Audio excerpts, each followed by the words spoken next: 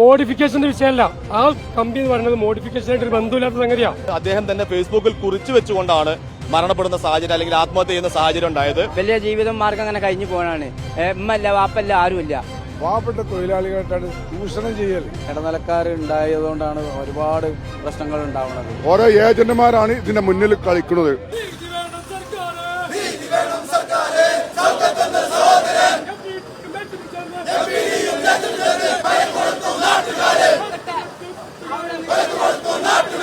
MVD അനാസയിൽ മരണനൊന്ന് ആത്മഹത്യ ചെയ്ത മലപ്പുറം കിഴിശ്ശേരി മുണ്ടമ്പറമ്പ് സ്വദേശിയായുള്ള ഷൌക്കത്തിന്റെ മരണത്തിൽ പ്രതിഷേധിച്ചുകൊണ്ട് വിവിധയിടങ്ങളിൽ വലിയ പ്രതിഷേധമാണ് ഉയരുന്നത്. ഞാനിപ്പോൾ നിൽക്കുന്നത് കിഴിശ്ശേരി നഗരത്തിലാണ്.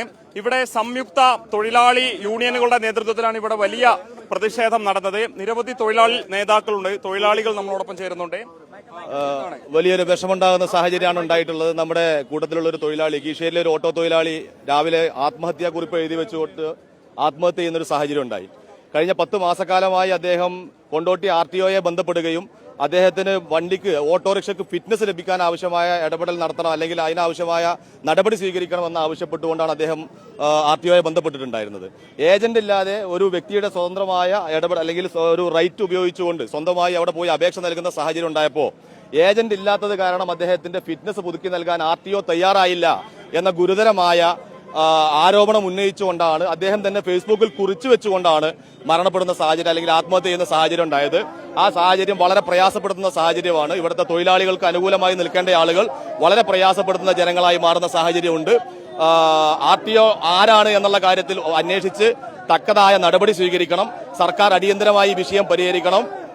MVD ഉൾപ്പെടെയുള്ള ആളുകളുടെ കാര്യത്തിൽ ഈ ഏജന്റ് വൽക്കരണമുള്ള കാര്യങ്ങൾ വളരെ ഗൗരവമായി പരിശോധിക്കേണ്ട കാര്യമാണ്. ഏജന്റ് ഇല്ലാതെ ഒരു കാര്യം നടക്കാത്ത സാഹചര്യം കേരളത്തിലുണ്ടെങ്കിൽ അത് വളരെ ഗൗരവത്തിൽ പരിശോധിക്കണം.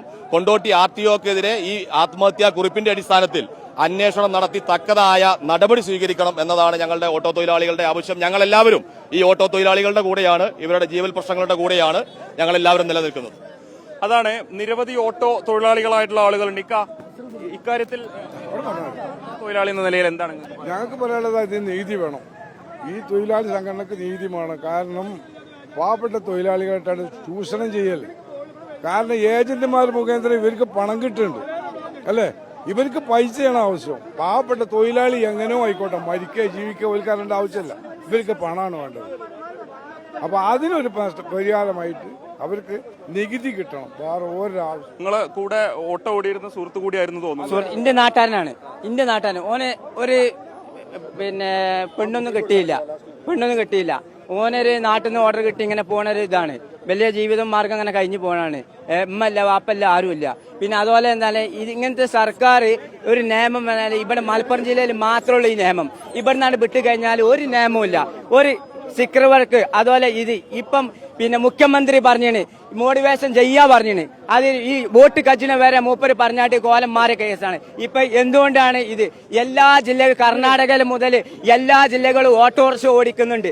എന്താണ് അതിന് പറയാൻ കാരണം? എന്താണെന്നാല് എല്ലാവർക്കും നിയമം ഒന്നാണ്. എന്താണ് ഈ കണ്ട കമ്പിക്കൊക്കെ എന്താണ് കഴിച്ചു മാറ്റത്? കാലങ്ങളായിട്ട് അനുഭവിക്കുന്ന ഒരു പ്രയാസം തന്നെയാണ്. പക്ഷെ ഇതിൽ മോഡിഫിക്കേഷന്റെ വിഷയമല്ല. ആ കമ്പി എന്ന് പറയുന്നത് മോഡിഫിക്കേഷനായിട്ട് ഒരു ബന്ധമില്ലാത്ത സംഗതിയാണ്. ഒരു മോഡിഫിക്കേഷൻ അല്ലാതെ നിങ്ങൾ വന്ന് നോക്കിയത് ഈ വണ്ടി ഞാൻ കാട്ടിത്തരാം. ഈ കമ്പിയാണത്. ഈ കമ്പിയാ, ഇതുപോലത്തെ കമ്പിയാണ് ഇത്. ഈ ഭാഗത്തിരിക്കുന്ന ഡ്രൈവറാ.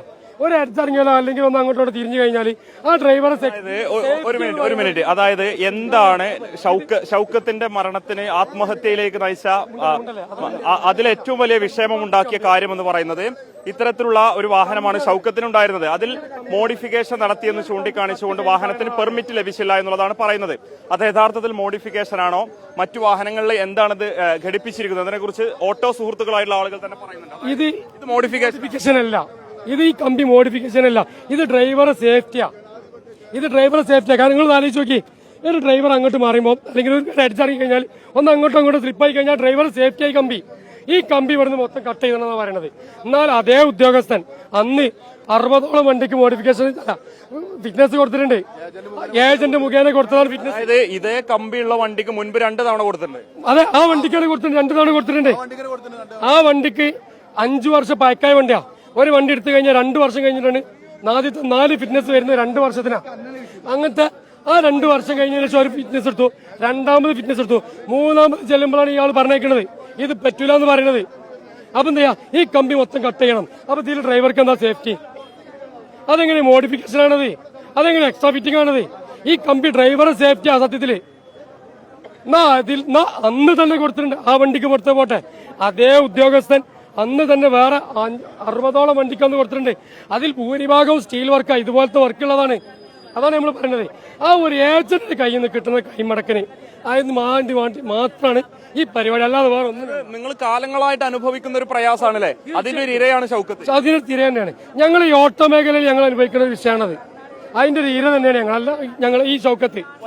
അത് വലിയ പ്രയാസമാണ് അവരെ സംബന്ധിച്ച്. കാലങ്ങളായിട്ട് ഈ ചെറിയ കൂലിപ്പണിക്ക് വേണ്ടി ജോലി ചെയ്യുന്ന ഓട്ടോ തൊഴിലാളികൾ അവരനുഭവിക്കുന്ന വലിയൊരു പ്രയാസമാണ് ഷൗക്കത്ത് പല കാലങ്ങളായിട്ട് ഉന്നയിച്ചിരുന്നത്. പക്ഷേ നീതി ലഭിക്കാത്തതിനെ തുടർന്ന് ആ യുവാവ് ജീവനൊടുക്കുന്ന ഒരു സാഹചര്യത്തിലേക്ക് കാര്യങ്ങൾ എത്തിയതിൽ വലിയ അനാസ്ഥ അധികൃതരുടെ ഭാഗത്ത് നിന്ന് സംഭവിച്ചിട്ടുണ്ട് എന്നുള്ളതാണ് പറയുന്നത്. ഇവിടെ നിരവധി ആളുകളുണ്ട്. ഇവിടെ നിരവധി ആളുകൾ എന്താണ് ഈ നമ്മുടെ ഓട്ടോ തൊഴിലാളികളായിട്ടുള്ള പല സുഹൃത്തുക്കളുണ്ട്.